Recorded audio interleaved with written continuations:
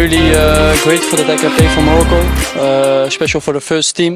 As a little child, it was my dream to play for Morocco. I'm really happy that I'll be playing with the guys. We want to win the two games. We're gonna do our best, and we're gonna see, inshallah.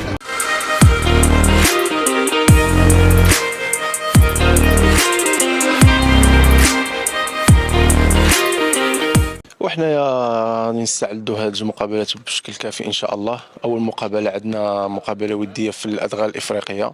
كلشي كيعرف يعني الادغال الافريقيه كي كدوز المباريات ديالهم باش نشتغلوا عليها بواحد الشكل ايجابي. نتمنى ان شاء الله نحققوا فيها واحد النتيجه ايجابيه اللي تسعدنا وتسعد الجماهير المغربيه اللي كتسنى منا الكثير.